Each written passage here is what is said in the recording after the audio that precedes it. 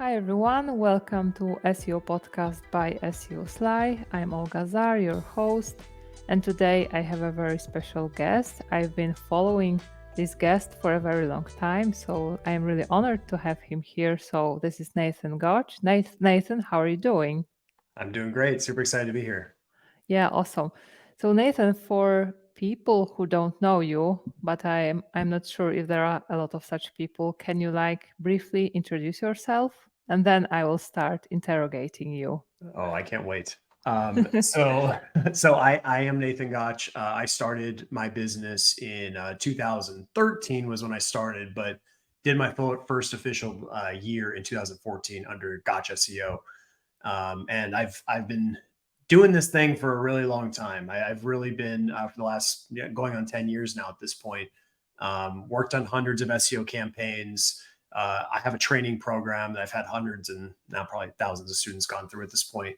And then I also create a lot of content. So that's how most people probably know me because I tend to create a lot of content. And so, over the last 10 years, hopefully at some point, some of you have seen me. But at a high level, I've just basically been completely obsessed with SEO for 10 years straight. So, Yeah, so yeah, similar to me regarding obsession. yes. And also for around 10 years. Yeah, I remember when I started working in SEO, maybe not when I was starting, but when I started at a different SEO agency in Poland, a very big one. I remember they were using your templates for a lot of big clients. Oh, that's awesome. Yeah, that's what I remember. Yeah, that's super cool. Well, they've probably changed a lot since then, my templates, but yeah, Yeah, that's but I great to hear. remember they have in their kind of the place where they stored all their best resources for new people who are coming, and I remember your templates were there. Yeah, Cool. that's super cool. Yeah, Yeah. excited to hear that. Oh, yeah. Okay. So let me start with a lot of questions I'll be asking you. So first, how did it all start? So around 2013, you're saying. So how did it happen that you landed in SEO? Yeah, so it actually started before then, to be Yeah. honest. So I actually this is 2011 going into 2012. I was actually going into my senior year of college, and I was actually going to be my path was to be a lawyer. So Oh. that was kind of what I was going to do. I was getting a degree in political science, and my plan was to take the LSAT and then get into law school. But little did my family know that I actually didn't want to do that. So Nice. what I really wanted to do was I had always wanted to do something online. I didn't really know that I wanted to run a business per se. But I have prior to that, when I was in high school and actually even in middle school, I'd play a lot of online video games. So and I was a very obsessive type of behavior. I prioritized playing the video games over school. Like that was how bad it was. And so I always loved the internet. And I just I even remember the early days of YouTube, like when it was so before Google even owned YouTube, I was on there and I was like, this is Uh-huh. the greatest thing on earth. But of course, I had no idea that it would be there'd be business implications. So going into my senior year, this is 2011, I just had the idea. I'm like, I'm just going to search for ways to make money online. That was what I wanted to do. Yeah, that was Just my gonna, beginning too, yeah, looking yeah. for And how that's to earn money online. right. And that's a pretty common story. It's not, most people who end up kind of where we are seem to, that kind of is the catalyst. But so I did that. I searched and I stumbled upon all kinds of ideas, doing paid surveys, writing essays for college students, not saying that was a good idea. And just anything, even selling my college books on Amazon. I even tried that. And then one day I was like, man, I was doing paid surveys like crazy. And my wife now, but she was my girlfriend at the time. She's like, you can't just do paid surveys for the rest of your life. So anyway, I was like, yeah, I don't think this is super scalable. I was making like 10 cents an hour. So, Uh-huh. Okay. and so I was like, I think I need to make a pivot here. And so I found this course basically by accident. It was called Web Colleagues, Uh-huh. and it was a $47 course. And I was a college student, I was broke. So I was like, ooh, I don't know if I can pay 47 bucks. This is the biggest investment. I was like, all right, well, I guess I'm going to do it. I had no money. So I went and did it. And this course was, in hindsight, not the highest quality thing I've ever seen. But it did actually show me some stuff that really became like the starting point for what I did. And one of the things it showed me was how to start a blog. It said, like it showed all these Mhm. different ways to make money online. And one of them was like, just start a blog, write about something you like, and then monetize it. And I was like, I feel like I could do that. Cause I was an okay writer being in political science. So what I did is I had to figure out like what would I even create a blog on because I had no skills. So I had to figure out what that was going to be. But I realized like, all right, well, what's the one thing that I know how to do at this point? And I was on my college baseball team. And so I was like, I know how to pitch. I know how to throw a baseball. So why don't I just start a baseball pitching blog? Oh. So that's what I did. I started a baseball pitching blog. And like most people experience when you start a blog, I had zero traffic and no one cared about it. And I was writing content like crazy, just like anything. I was just throwing stuff at the wall, writing any type of content, didn't even matter. And then, of course, months went by and I'm like, okay, I don't think this is going to work. I need to It do doesn't something. work. Yeah. So I need to do something different. So went right back to Google once again. I was like, how do I get traffic to my blog? And come to find out, SEO is one of the best ways to get traffic to your website without paying for ads, which of course I had no money, so I couldn't pay for ads. So I had to use SEO. And so when I found that, it was like I literally hit the jackpot. I was like, whoa, I can have people come to my like I can create content and Google will send me traffic. That was like a mind-blowing revelation. And so I started just like implementing everything I was learning, like every little thing that I could find. I'd be like, all right, and then I'd go and implement on my blog and be like, oh, that did something. And then I just would go back and forth doing that over and over. And then eventually I started getting traffic. I started making money from AdSense. I made my first affiliate sale. I still remember where I was when I made that first sale. I was like on the way to go bowling one night and I was like, oh my gosh, I made a commission. Like it was like crazy. I was like, this is, and then as soon as that happened, I was like, this is what I want to do. Like I want, like I knew at that point, I was like, this is what I want to do. And this is 2012 and I was about to graduate. And then I was like, well, I got to keep getting my skills better. Like my long-term ambition was to be able to take clients on because I knew that was like one of the best ways to monetize this skill set. So for me, I was like, all right, I'm just going to keep creating websites and just keep ranking them and keep refining my skills. And this is always like people think this is weird when I say this, but like I wasn't even trying to really make money. I was just trying to get better at SEO. I know it's a Mhm. very weird thing, but I would literally like I create under counter ice maker reviews website, TRX But reviews, same with Bowflex same with reviews. me, really. Very Yeah. similar beginnings. Yeah. So I was creating all these sites and at the time it was much easier to rank, right? So Yeah. I did a lot more gray hat stuff back then. So I would, create private blog networks or use Web 2.0s, and I would hit the site, Yeah. and just you could rank within 30 days. Like it was so easy. And then of course a lot has changed since then. But that was the beginning, is like all these sites, and then fortunately, I always say fortunately, but I got laid off from my job in 2013. I was doing security after I graduated, and I would be working on my side projects like like every free moment I had, I'd work on my side projects. And I got laid off from that job. I was like, all right, well, I got to make a decision here. So either I can stay in California, try to get a job here in SEO, or I can move to St. Louis to be with my wife. She was my girlfriend at the time. And so I made the decision just to come to St. Louis. And I Mhm. came here, and my goal was like, all right, I'm going to get an SEO job. Like, I'm just going to try to work in house somewhere. So I applied for every single SEO company in St. Louis at the time, like every agency, anyone who wanted SEO, I was there applying. I got one response and one interview, and I did not get the job. So Uh-huh. that was the point where I was like, okay, well, now I've got my second decision to make here. And that was, I'm going to have to just go all in on getting clients. So I made that decision. I had, my startup capital was $500 because I had I had a credit card with a $500 limit. So I was like, this is it. This is my startup capital. So And similar. yeah, so that was the beginning, and so that's when I started. I actually had started Gotch SEO in 2013. I like just registered it. I didn't do a whole lot on it, and then 2014 was really when I started. Actually, end of 2013. It's like this October 2013. I started to work to get clients, and I did in a variety of ways. I went on Craigslist every single day and replied to every single gig that was about SEO. like every single one. I actually got some clients from that. I got my first kind of handful of clients from that, got some Oh, white label service partnerships. And that was gave me a nice foundation to work with.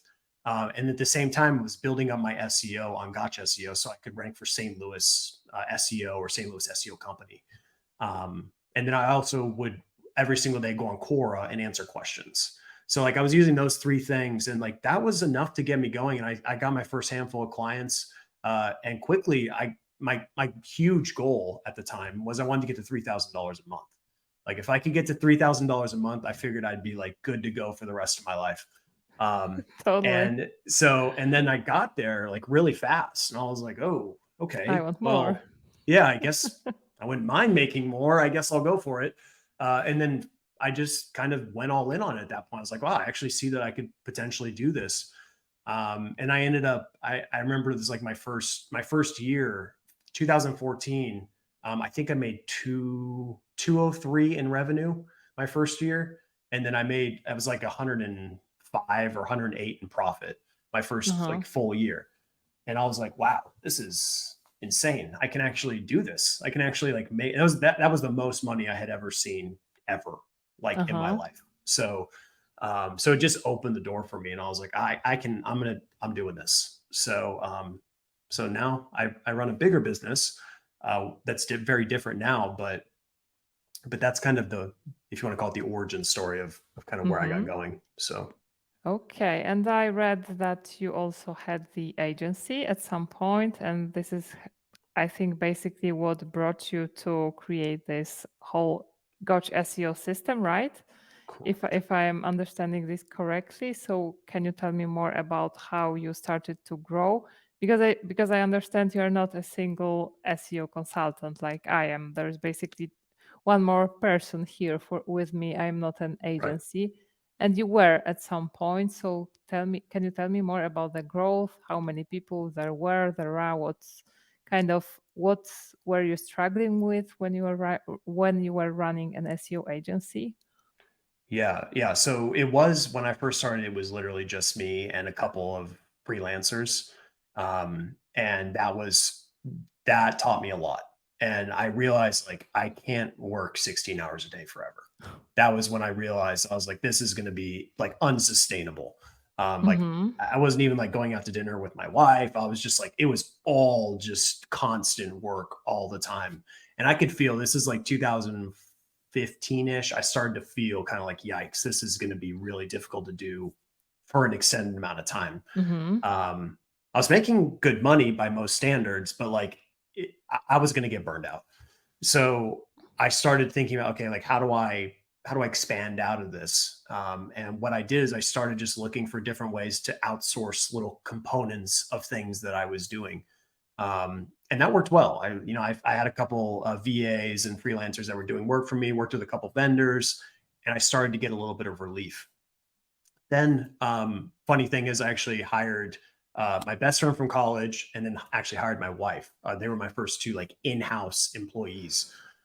So that was the big turning point there. But I just made so many mistakes with that. I just had no clue how to run a business, no Can you idea how name to manage. some? What was that? Can you name some of those mistakes? Oh yeah. Oh well, yeah. We could. Yeah. I mean, how long do we have? As much as needed. So yeah, many mistakes. And of course, this is all in retrospect, and now I know what mistakes not to make. But I'll just tell you at the time, the mistakes I made. Number one, by far, is I had no systems. No Mm-hmm. systems. So I thought that people would just solve my problems. And that was a huge mistake because I just figured like, hey, I'll bring you on and just figure out what to do and like let's go. That was kind of like Uh-huh. my mentality because that's kind of how I am. I'm a self-starter. I can go and do things without people telling me what to do. Kind of that's how entrepreneurs are really. Um, but I didn't realize not everyone's the same way, right? And that's it. That's so I had to learn that. And so now for me, it's all thinking about the systems, right? Like before you even bring someone onto your team, like, do we have a foundation for them to succeed? And if the answer is Mm-hmm. no, then you shouldn't bring them on. Like you're doing them a disservice, you're doing the business a disservice. It's bad all around, right? So at that time, that was like the biggest mistake I made was like, you know, nothing against anyone who I hired, which is my wife and best friend. It was my fault. But they just didn't know what to do. Like, and it wasn't their fault. It was just because I didn't know what to do. Mm-hmm. So I was like, yeah, come to work and I'll pay you and like do some stuff. Like that was basically what it was. And so that did not work out super well for me. And so I had to refine my processes and make things better. And what I found out is like to run a lean like a lean SEO services business, you don't need a massive amount of in-house employees. There's certain things for in-house that is really important. But there's so like, fortunately, the SEO industry there's a lot of foundational pieces in the SEO Yeah, industry, a lot of totally. structure. Totally. There's a lot of people that can do a lot of things really, really well on a kind of like granular micro level. So I figured I'm like, all right, I'm gonna build a team, but it's not necessarily going to be an in-house team per se. It's going to be a team that's going to be able to execute the work in the best way possible, so that I can remove myself from fulfillment, right? And that's the biggest Yeah. struggle when you do SEO, because like yourself or anyone who's been doing SEO for a long time, the hardest thing to do is to let someone else do SEO, Yeah, totally. right? It's very, very difficult because in your mind, you know that process, you know what to look for, you know the nuance.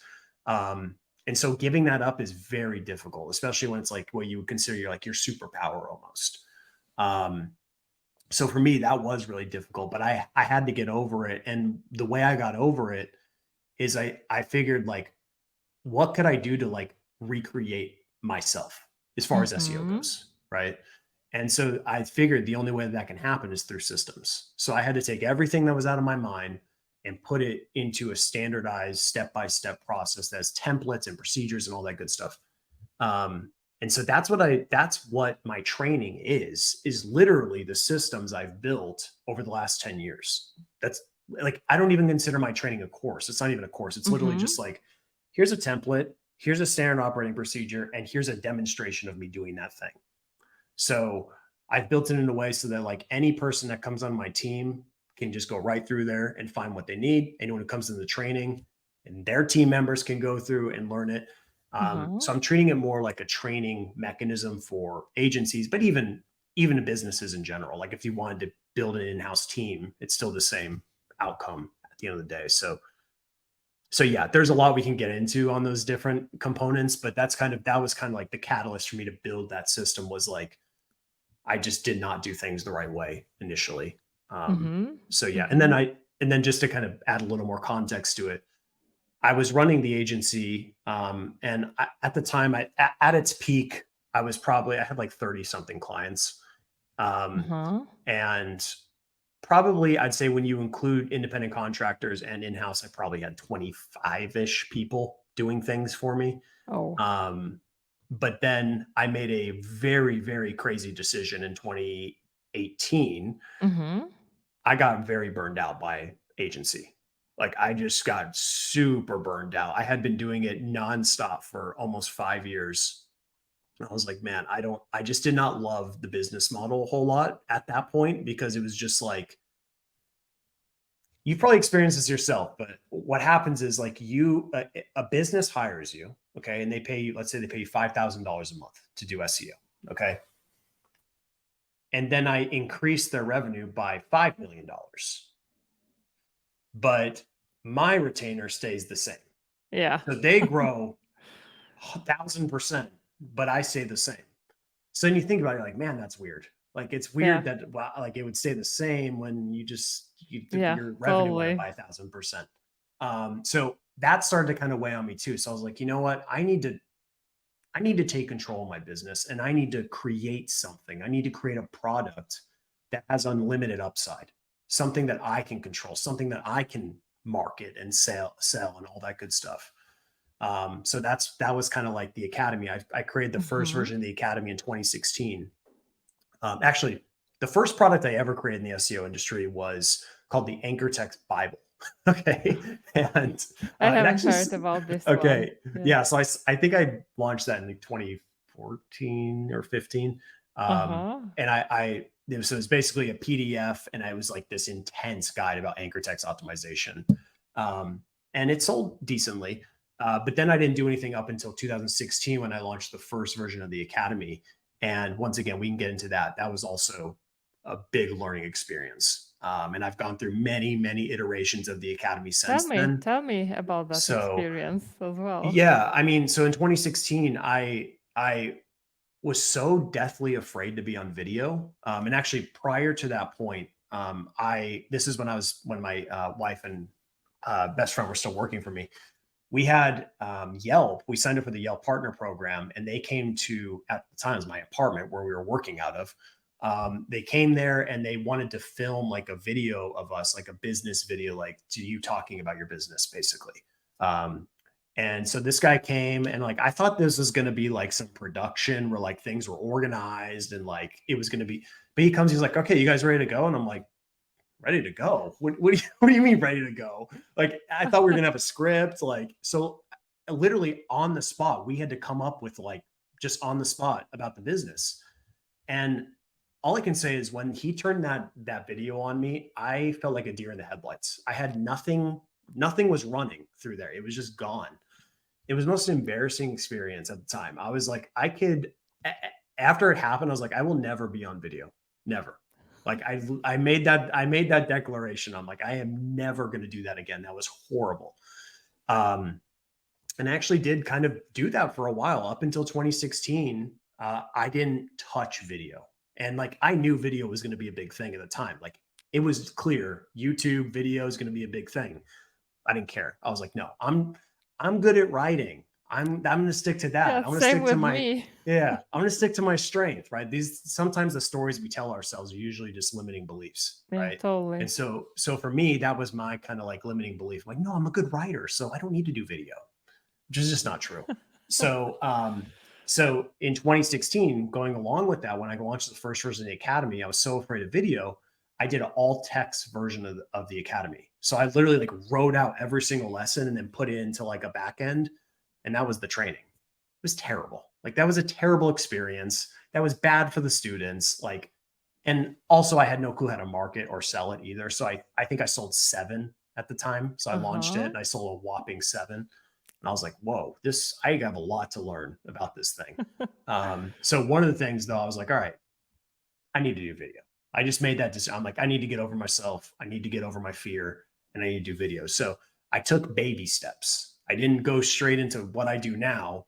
I started just doing over the shoulder video, just recording my screen. So I did the first, like, I redid the whole Academy. And I think the first version with the videos was like 100 videos of just like going through different things, Screaming Frog and just the whole process.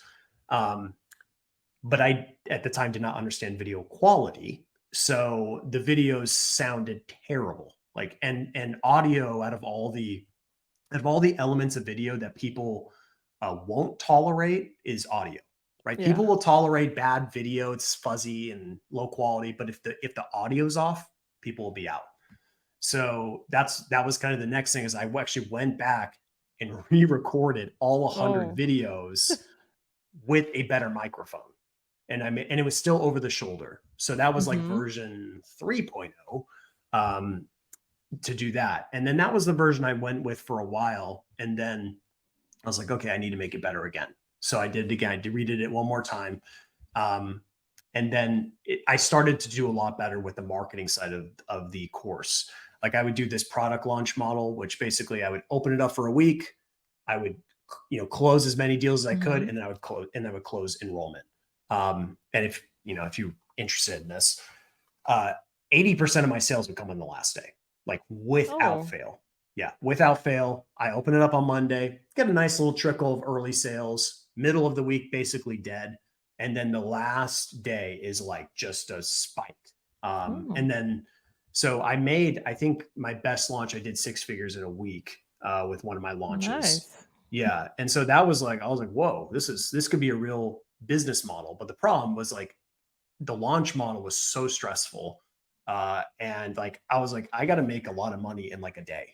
So hopefully this works. And so it's kind of a scary model to work with, but it's good. It has a lot of benefits, and the benefit is urgency and scarcity, which gets people to act, right? Because if you just keep it open, hey, I got a course, or hey, I got a training, I can do it later, Yeah, right? yeah. So people will procrastinate. So that was kind of a learning experience on that front. But then the final piece of this, which is now where I am today, um, I had all these people go through my training. I don't know, maybe 1,000 or so people had gone through the training, and I was selling for about $1,000 roughly at the time. And I had some upgraded versions where like I would help you one on one. So then maybe it was like $3,000, $4,000 for the Mm-hmm. upgraded version. But what I found out is like I discovered that people who do online courses, the statistic is that only 10% of people actually finish them. Yeah, So heard it. Yeah. yes. So in my training, I was like, I read that statistic. I'm like, oh, there's no way that people wouldn't go through my training, right? Like, oh, I created the best training. Why would they not go through it? And of course, I go and look at the back end, and I was horrified to see the statistics. The first statistic that disturbed me the most was that, like, I wish I could remember the percentage, but it's like 20% of people didn't even log in. They bought the training. They did not even ask for a refund. They just bought the training Yeah. and didn't even log in. I was like, what? Why? Right. And then I realized what the reason is. There's kind of a psychological reason behind that. And one of the reasons is that when people buy training or courses or education, they believe that they've done something. Okay. Right. And that's So enough.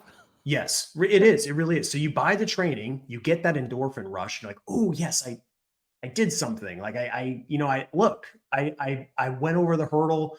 I invested my money into this. I invested in myself, right? You did all this stuff and it feels good. The problem is like it doesn't do anything, right? Nothing changed. You just bought something. It's like me buying a piece of paper. It doesn't do anything. Like you have to actually do the work. And that's where most people don't want to do it because it's a self-limiting belief for them as well, right? They buy it Mm-hmm. and they're like, oh, but I bought ones before and I haven't done it. I haven't done the work. So then they're like, well, I'll get to it. And then they Yeah. never get to it. Right. That's a percentage of people.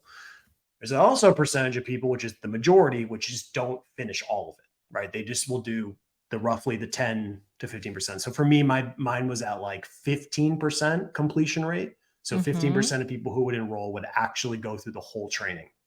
Of course, this is no shocker. The ones that went through the training were my most successful students, right? It's pretty crazy how that works, right? When you actually go through and you commit to it. So for me, I looked at that and I was like, this can't stay the same. Like I can't honestly sell a training that people don't use. Like I need them to go through. I need them to do the work because if they do the work, they will be successful. Just what can happen? And so I decided that I was going to rebuild everything, like the program, One more time.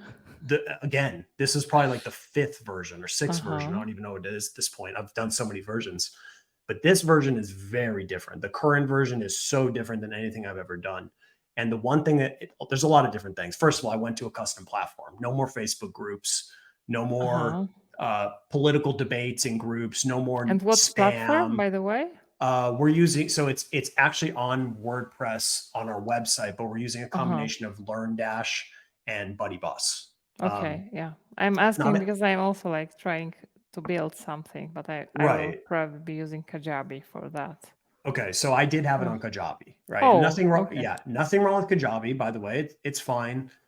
But I wanted to have an elevated experience because I Uh-huh. was going to be increasing the investment. And unfortunately, Kajabi, once again, nothing against Kajabi, but it lacks customization. Uh-huh. Right. And so you can do a lot of the things that you would want to do. And like for me, one thing I really wanted to add to the program was some levels of gamification. Right. I wanted to Mm-hmm. have make it more fun, like get some rewards for what you're doing. And you can do that in those platforms. It's really difficult, like super difficult. So I knew the only way to handle that was we needed to get full control of the process. Yeah. So that's why we moved off Facebook, moved off Kajabi, and went to a custom build. Yeah. And even now, it's not necessarily like the best. Like the back end technology may not be the best solution, but it's working for what we have at this point. Mm-hmm. But for me, so that was part one: is like move to a custom platform, custom experience, and a community that's 100% focused on SEO, not like the latest news or the latest debate. I don't care about any of that. All I care about is focus on SEO, focus on business, focus on entrepreneurship. That's what so we're like a dictatorship in our group. Like that, like if that's all it is. Like if you go into our group, you're not going to see anything but SEO conversations. You're not going to see anything but business conversations. We just don't tolerate Awesome. anything else. So that's kind of the first part. Obviously, I redid the program as well to make it much more systemized because I found out that most of the people who use my training are SEO service providers, right? So I wanted to make sure they had the nice, clean templates, SOPs, everything to make their job way easier, right? So I redid that component. Actually, it's Okay, funny. so just one Yeah, question. So this sure. isn't for people who want to become better SEOs. This is for people who provide SEO services and want to become better at providing those services, like more efficient, have systems in place, right? 70% of the people who join are in that category. Okay. Yes. Yeah. So we have other people who join who are, DIY business owners, Mm-hmm. maybe other people who hired other agencies in the past and they didn't have a great experience. They want to bring it in house. We have a lot of those people too. Okay. It still works. I mean, the process is the same as far as my SEO process, but that's kind of just who we tend to attract for the most part and who I tend to help the best. Mm-hmm. So anyway, that's kind of, and then I'm also creating a new version of our system right now because of obviously what's been happening with AI. It's changed my whole process dramatically. There's so many little things that I've Yeah. added that integrate ChatGPT and various AI technology that's just made the process so much easier. So I'm working on that new version. But the other piece of this, which I believe is like, if you go and look at, not to talk too much about our program, but Please do. That's your yeah, show. but the one thing I added, which is just for anyone to know this, and this is something I've realized is so important in business, especially in this day and age of AI and automation. And hey, let's scale as fast as we can. And what I added was something that was not scalable, something that required my time. And it was these coaching sessions. So every Tuesday and Thursday, I get on a coaching session like this on Zoom, and we have 30, 40 people on it. Mm-hmm. And I answer every person's question about the training, about campaigns they're working on, anything they want to talk about as far as business, we can talk about, right? And so we go in there. I also share a lot of the tests that I'm doing in the field. So a lot of the SEO tests that I'm seeing, things that are working right now, things that are not working. I share that with them on the calls. But I cannot express how much of a difference this made in the engagement in the group, the Oh. amount of people that complete the training, but most importantly, the amount of people that succeed is through the roof. And if you go and look at our data now, our completion rate is like 90% for our Wow. training. Yeah. And it's because that extra component of me actually showing that I care about their success actually makes a big difference, surprisingly. So that's what I do. I think I'm up to almost like 250 of these calls I've done. And they're, 45 Oh. minutes to an hour and a half each call. So I've done like a lot. Uh-huh. And so it's made just a huge difference in their success. And so for me, I'm always thinking about, because of what I've learned from this, is like in business, like what can I do that's going to be, what can I do that's not scalable, that's going to create an incredible experience for my clients? That's it. So Yeah. with I have my partner Simon, who is really the architect behind the new program, because he had a similar program he worked with before, and he came in and we rebuilt the program together. And we always talk about like, what can we do that's not scalable, that's going to really be like, that no one else would be willing to do, right? Mm-hmm. And so always thinking about that, always trying to figure out what that's going to be, and just always obsessing over like what's going to be the best experience for them. And we even make decisions sometimes that like are not financially the best decision in the short term, but in the long run, it is the best decision for the client. Uh-huh. So like, for example, I have a whole list of people in my training that have invested a lot of money with me. It's a very well-known business strategy that you want to sell more to your existing Yeah. customers, right? But I don't. I'm not trying to juice them for as much as I can. They've Mm-hmm. made their investment in the training, they've paid their tuition, and I've just been helping them. Now I have tons of people in the training who paid 2 years ago, and they're still Uh-huh. getting all the coaching. Um, Awesome. Not to say I'm not going to sell things in the future and they don't have to buy it, but it's more just like thinking about like what's the best experience. And there's other programs where it's like you join, it's like it's cool for the first 90 days, and then you get slammed with pitch after pitch after pitch. And it's like, okay, well, I haven't even started with the first thing you gave me. So anyway, that's a lot of what I've been working on. So I know we can dive into a lot of stuff on that. We talk obviously SEO stuff as well, but just wanted to kind of Yeah, give you but the full picture. yeah, sure. But maybe can you like in a very huge nutshell walk me through your SEO process, of course, without relieving too much. Yeah, no, yeah, I'm not afraid because I know my systems are so unique to me that it couldn't even be replicated.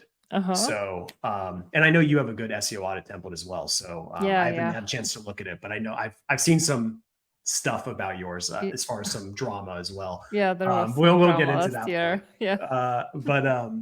But yeah, I think for me, it's pretty at a high level. It always begins with keyword research, right? I always start with keyword research because it is truly the foundation of the campaign, right?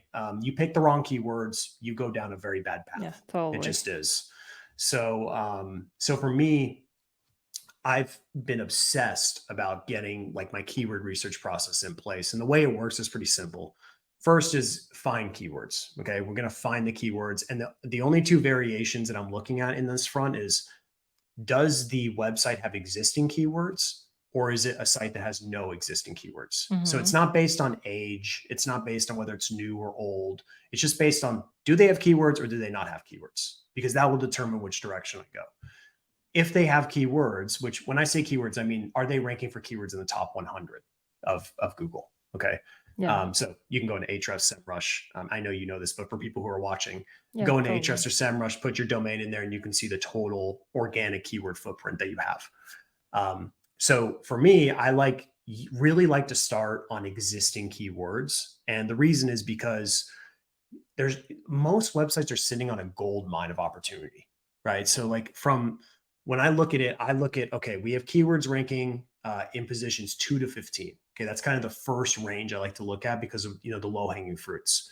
Totally. Because if you have a keyword that's ranking number 2, the amount of ROI from going to number 2 to number 1 is enormous. It's huge. I mean, we can debate obviously CTR studies, but Yeah, yeah.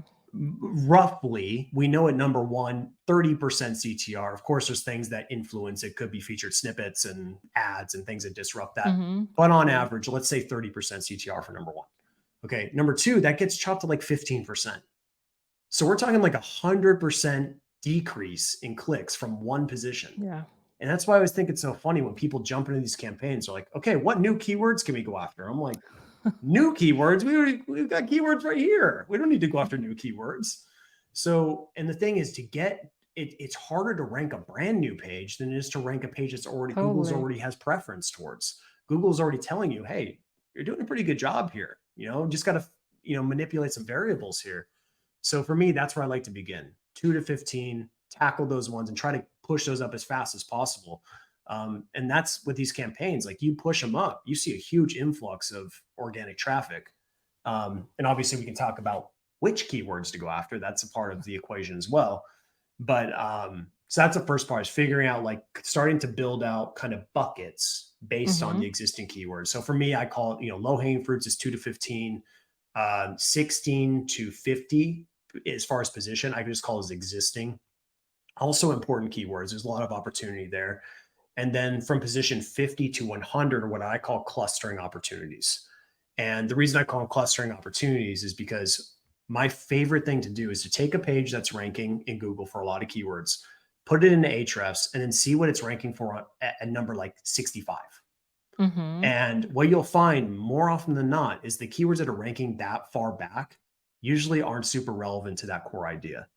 And usually it's an indication that you need to build a dedicated page to support that keyword phrase. Yeah, So totally. yeah, so I love going back there because usually it's crazy because you'll find all this opportunity to build all these separate assets that are going to support that main asset, which in return makes that asset perform better. So that's why I say when people are sitting on a gold mine, it's literally right there for you. It's like for the taking. You don't need to go and answer the public to tell you. It's right there. It's Yeah, literally right there. totally. So, Totally. so that's where I like to live. And then from there, not to get too crazy about keyword research, but so finding the keywords, and obviously finding keywords is easy, right? Anyone can do that. That's not super difficult. The question is, how do we determine what keywords to actually Yeah. attack? Well, we have to invest resources into ranking these keywords. You don't want to make a bad decision. And so for me, it's kind of goes find keywords, qualify keywords, prioritize keywords, kind of that 3-step process. And so the qualification is I'm looking at a lot of different variables, and this is where my system gets a little more complex, Mm-hmm. but a few variables I'm looking at. Number one is intent.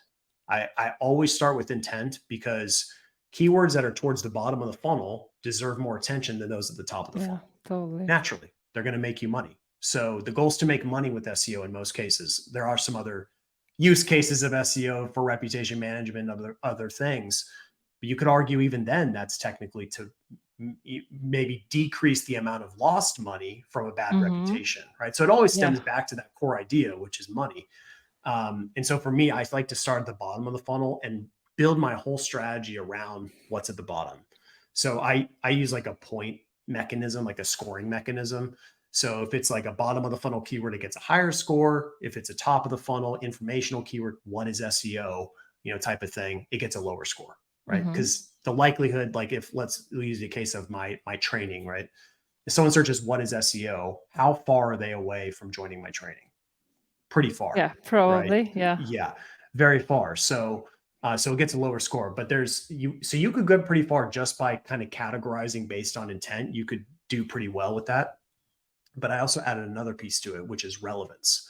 And relevance is not like just the relevance of the topic per se. It's the relevance of the keyword to whatever that company's core offer is. Mm-hmm. So for example, if I go for the keyword SEO training for copywriters, okay, that's very, very relevant to what I do, right? So that would get a very high score. So in the relevance score, because I offer SEO training and there's a copywriting part in there. So it's very, very Yeah, clear that there's a makes direct sense. apples to apples relevance. Um, but let's say it was best SEO tools. Okay, yeah, it's relevant. It's in the same kind of industry, but it's not going to lead to a direct conversion. So it would get a lower score. And then I just keep progressively going out and then eventually get to like, I don't know, you know, let's say what is SEO or just SEO in general. Like once again, yes, as a whole it is, but not to what I sell specifically. So I just keep going through that. And then honestly, if you just use those two metrics alone, you'll be better off than 99% of people Yeah, doing SEO. I'm totally. serious. Totally. Like that's it. You just intent and relevance and you'll be better. But for me, everything I do is built around making money. Like Mm-hmm. I think about what the business wants the most. Does the business want a bunch of traffic or does the business want to make money when they invest in SEO? Right. And I've just seen this so many times. It's so frustrating. I have these people that when I was still taking on clients, they would come to me, I do a discovery call and I'd look at their site and I'd be like, oh, okay. They're like, it's always the same thing. We increased our traffic, but our revenue didn't go up. Yeah. And I'm like, yeah, because you're targeting like stupid keywords that don't have any value just to juice the numbers. And unfortunately, hopefully, I hope that the people listening to us don't do this, but if they do, this is a little warning to you. Um, Juicing the traffic numbers is purely a play for the agency to appear that they're doing a good job, Yeah, totally. right? It's not actually doing a good job. It's And very just often with link building as well, especially if this is correct. the Yeah. type of link So building. right. So this play to like juice the numbers to make it look good on the charts and make it look good on the graphs is that's why traffic is totally relative, right? Like for example, I could rank for funny cat pictures and that will get me, let's say hundreds of thousands of visitors per month. But I can also rank for personal injury lawyer in St. Louis, which gets 300 searches a month. Which one is worth more? Yeah. Like it's really obvious which one is worth more, right? One personal injury lawyer could be worth $1 million for one case. The amount of traffic I would need to make $1 million with funny cat pictures is billions, maybe of traffic to make the same amount. So it just shows Totally. you that traffic, it's not a game of traffic per se. It's a game of relevant traffic that has a high probability of converting. And so for me, I don't care about traffic. I care about ranking for the keywords that are going to increase the likelihood of getting good quality leads and closing more deals. Whether that's, in the case of a lead generation based business, like a lawyer, or an e-commerce business, it's the same idea, or a SaaS business, right? It's all the same. So that's the way that I think about my keyword research process. We're still on keywords. I don't know how long we're going to have. I have a lot that I can share, but tell me which. Try to tell me everything Yeah. Okay. in 5 minutes. Yeah. I'll do And my then best. next questions. Yeah. So that's keyword research. There's a lot, obviously, I can get into on that front. A lot of other variables to consider. Obviously, like on the link building side is important to look at too. Like, how many links are we going to need to rank for this? Yeah. Right. And that's links going to the domain as a whole. So looking at the overall strength of the websites that you're competing against. And then also the links going to the specific pages that we're trying to beat. They both need to be considered, right? Because you can't just look at like, for example, if you go into Ahrefs and just look at KD, you're only looking at the strength of the page level, but you're neglecting the fact that overall site authority is way more powerful. So, so that's why looking at that as well. And then looking at some resource elements too, like how much of an investment in content are we going to need on this as well? Sometimes you'll find a keyword that has relatively low competition, but you come to find out like a lot of the content is actually good. You're like, yikes, like they've invested a lot into this content. Maybe they're really like enthusiasts in their niche. So they're like, they understand the nuances of their industry, and like you're competing with people who like, you don't have that same level of expertise. So that's why you got to kind of consider both, right? And there's other things too. But anyway, keywords, once we've got that squared away, for me, next is audit, which I know is your favorite thing to do. Yeah. So I won't go too deep into that, but doing a technical audit for me is really looking at the site as a whole, right? I want to look at the site as a whole and try to find every opportunity that exists. And so with my audit process, usually I'd say for a good website, you're probably going to uncover anywhere between like 900 to 1,000 opportunities overall. And that's like, and those are categorized based on what's going to have the highest impact. So for me, I just do it in kind of like a 3 kind of part. So it's like high impact, medium impact, low impact. High impact would be something like, this page has no backlinks. We need to acquire backlinks. Okay. And I'm looking at that based on doing my screaming frog crawl and integrating the Google Analytics API, Google Search Console API, and Ahrefs API. Also Google PageSpeed Insights API. So those 4 to get the full picture of everything. And really what I'm trying to do is I'm just trying to find broadly the opportunity. And usually what you'll discover in many ways is you're going to find internal linking opportunities. It's usually a big one. So crawl depth, internal linking, those make a big difference. I start to look for keyword cannibalization, but usually that's kind of stems from more of a page level analysis. So I'm not quite at that point, but still broadly, like if I see signs of it, I'm like, I'm going to start to investigate here. And then looking also just at the content performance as a whole, like page by page. So what I'll do is I'll filter through and I'll start with pages that have, 0 impressions from Google Search Console, 0 traffic from Google Analytics, and 0 backlinks. Usually most websites are going to find a whole bucket of pages there that probably something needs to happen with those pages. Either they need to be deleted and just 404 to just get rid of them completely. Some of them maybe like they just got outdated and, maybe we need to redirect them or upgrade them or whatever it is. And then the other might just be that it just was a bad page. Like it's just junk. Like it just didn't perform. So you need to redo it.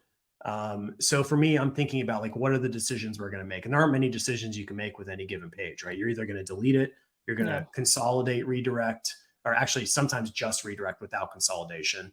I'm only going to be redirecting a page if there's some sort of API attached to it.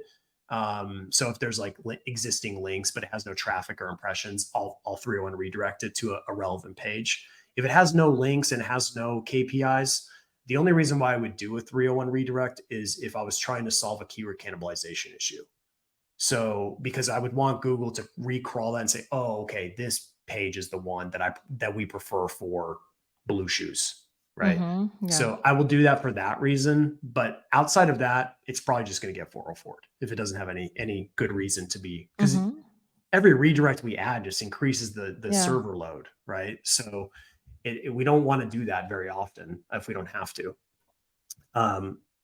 So content pruning is a big piece of what I like to do. I like to clean everything up. I like to take the trash out because there's just a lot of junk on a lot of websites. I mean, I just did a video on YouTube. This is maybe last week.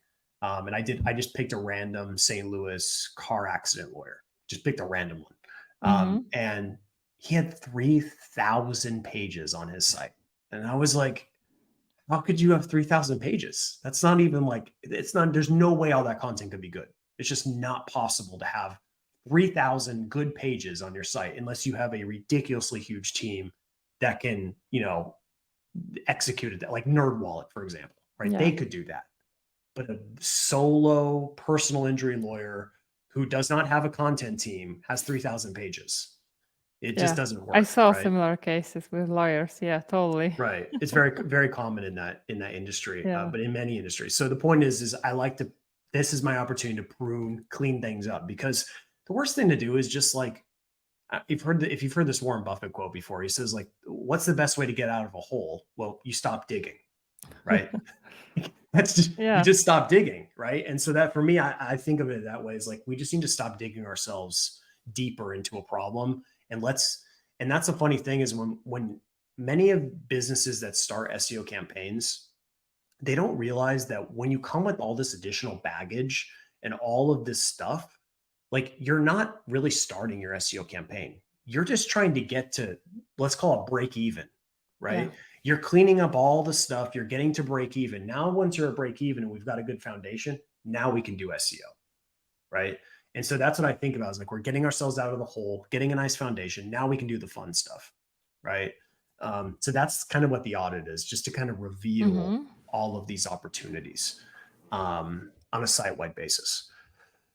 The reason I specify site-wide basis, because the next phase of the process is to start to look at individual pages, like, deeply. And so much you can uncover. I mean, just for one, like, I have this like ranking diagnosis process where I go through and I look at every single variable that would influence rankings in one way or another, from user experience to crawling and indexing to the quantitative side of the content. So like, actually, like, where the keyword placement is, the NLP optimization, like things of that nature. Then getting into the qualitative side of the content. We know about Google's helpful content update. Looking at a lot of those variables too, like, is this actually the best page for this keyword, right? And for me, I think there's an important nuance on this point, is I'm not trying to make the best page that's ever existed. I'm trying to make the best page relative to what's ranking.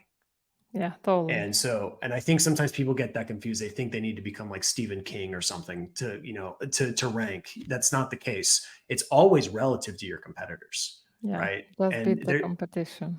Yeah. And like, you can go way overboard and overinvest in your content when it wasn't necessary. I see people overinvest in content. I see people overinvest in links. Like, there's certain sides of the equation. Like, there's a side where people way overinvest because they didn't study the competition. They could have just done like 50% less and still won, which means you would have been 50% more profitable.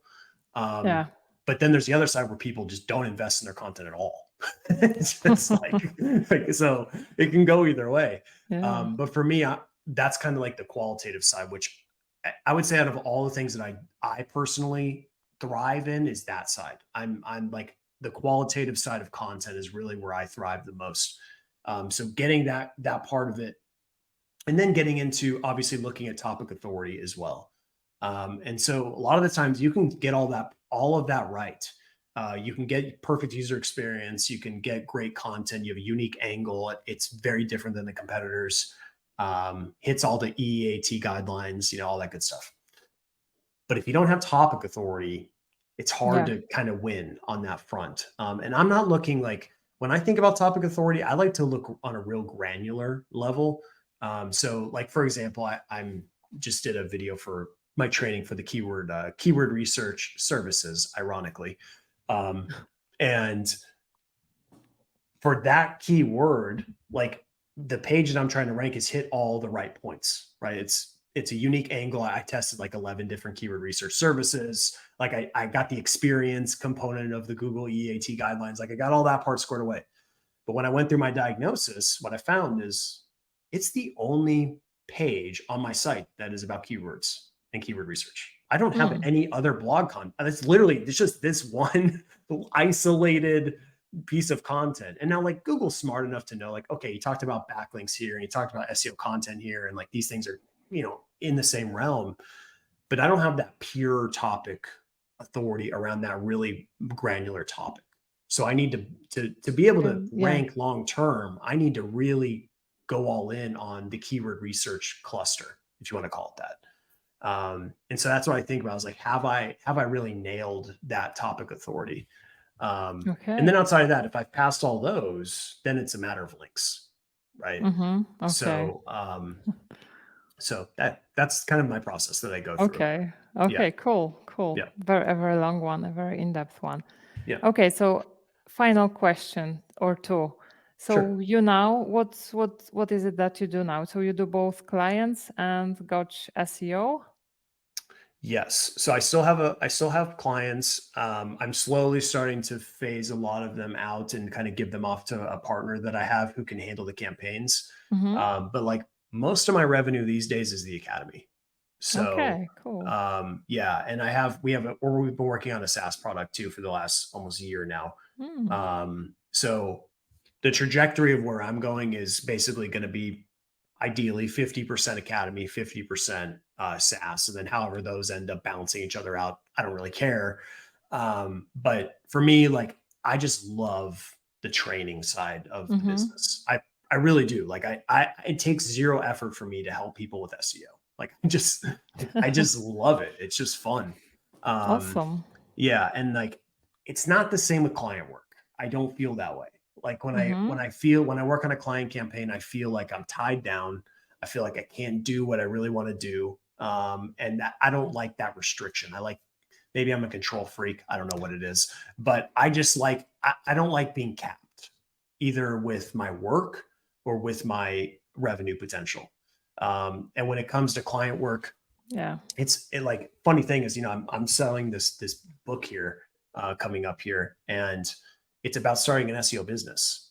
I truly believe it is one of the best business models for people to start like as a beginner, like beginner entrepreneur. It is a beautiful business model. It gives you cash flow. You can take that cash flow and you can reinvest it into other projects. Like I would not redo anything that I did. Like I would start exactly the same today if I was starting. I would client SEO business, get cash flow, get stability, and then start to invest in other projects that are more scalable. So that's what I would do. But for me, like the one thing about client work that is difficult is like a client pays you a budget, you got $5,000 a month, can only do what's possible within that budget. You can't do more. Like you literally can't, or you won't be profitable. Like you need to make money too.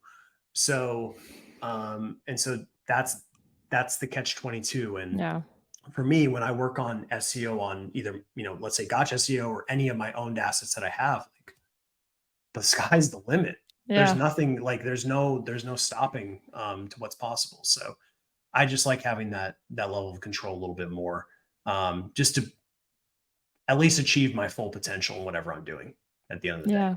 So, So I think we'll have to have another session more about your things, because I have so many questions and we are running out of time. It's okay. Sorry. But like it is super interesting.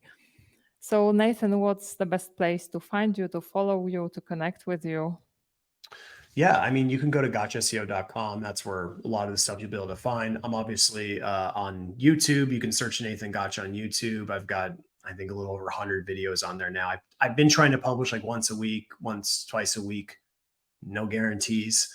And then Twitter, Nathan Gotch, and then LinkedIn, also Nathan Gotch as well. So Okay, I'm around. cool. Yeah. I will link. Everything should be linked below by now. Okay, Nathan. So thank you so much for being my guest and for sharing your knowledge. And I really hope to have you again in the future. Yeah. My pleasure. Thank you so much. Yeah. Thanks, everyone. Bye bye.